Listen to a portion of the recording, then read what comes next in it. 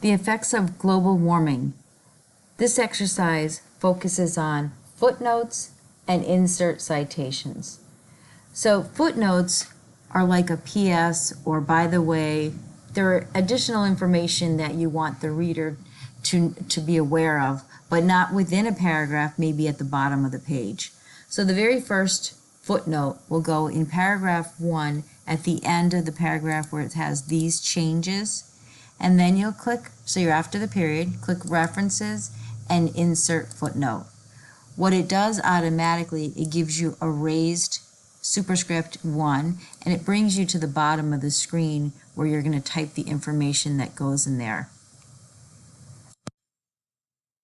So when you see the raised 1, the footnote, and you want additional information, your eyes will just scroll down to the bottom of the screen and you'll see the information. That's a footnote. An endnote would be at the end of the multiple page document, so you'd have to flip through the pages to find the information. Footnotes are more convenient.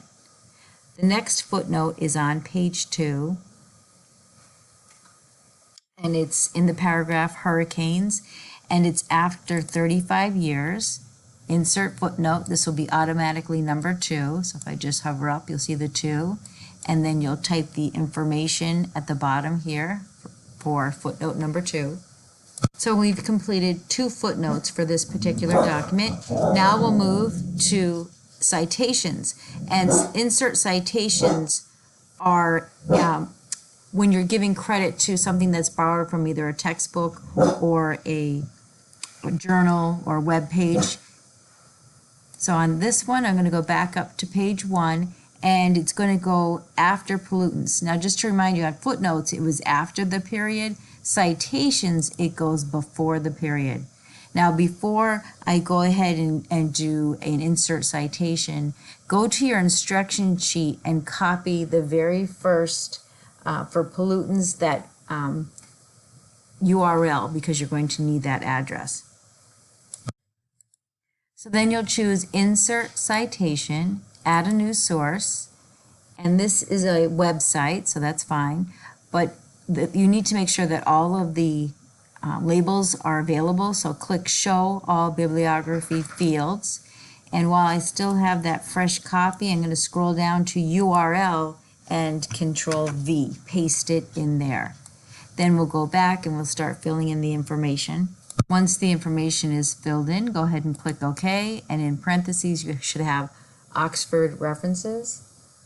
The next one is the citation is in the paragraph droughts, and it's at the end, decade, so make sure you're after the E but before the period. This one does not have a URL, it's a book, so we can go right to Insert Citation, add a new source, and this one is a book, so you have to scroll up, book, and again make sure Show All Bibliography Fields, and then we'll go ahead and fill in the information. For this book source, scroll down until you see edition, and you'll type in 3rd edition. And then go ahead and click OK, and in parentheses you should have agency. And the next one, the last one, is in the paragraph Sea Levels, and it's at the end after the year 2100, so make sure you're before the period. And again, before you go into the insert citation, go to your instructions and copy the URL. And it's Insert Citation. Notice the other 2 are showing up in your list. Add a new source, and this is a website. Make sure you show all bibliography fields, and I'm going to go right to the URL so I can paste that. And then I'll go scroll back up to the top and finish typing in the information. Finish typing the information and click OK, and in parentheses you should have NASA. Control End gets you to the end of the document. When you're ready to input the reference list or the citation list, it should be on its own page, so you can click Insert and then choose Page Break, so it takes you to a new page, page 3. To get the bibliography or the work citation in references, here's bibliography. There's 3 types. There's the bibliography, references, and works cited. They are all the same information. It's just what they go by.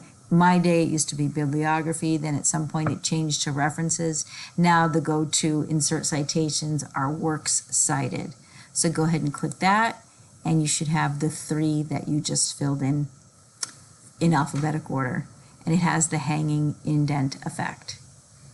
So now we'll go Control Home. That'll take us to the top of the document, the beginning, and we're going to put in a cover sheet. But before we do, I'm going to select the title and copy it so I don't have to type it again.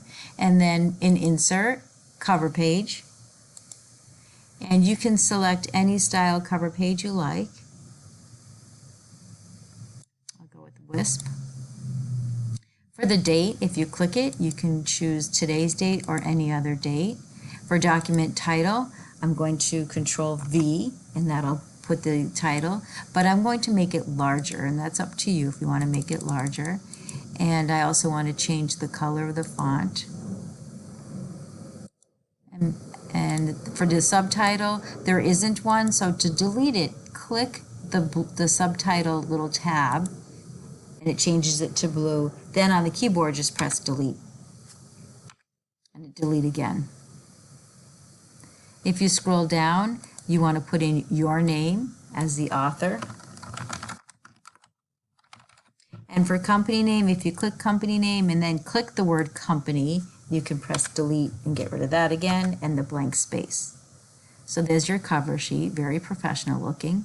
Now click anywhere in the outside of the cover page and in the first page of the document, and we're going to number the document.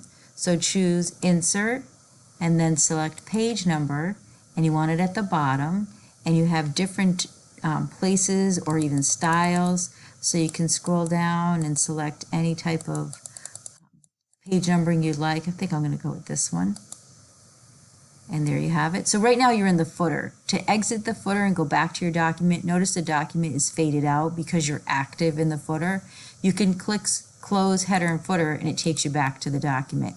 If you wanted to come back in here, again, you double click and it takes you back in. Now you can even go as far as changing this. Maybe if you wanted to add, this is the shape, and I would change the color of it to maybe that blue that I used. So it's on the outside, and then I could do the outline, same color or different color. And then again, to exit, I lost my X to get out. It's because I'm in shape format, so if I click header footer, I could X out. But just like you can double click to get back into it, you can double click to get back to your document. So let's view this, multiple pages. I'm just going to make it smaller so we can see all of them. There are 4 pages because you have your cover sheet, the works cited is on its own page, and then the 2-page document. Notice your footnotes, and that's a save and submit.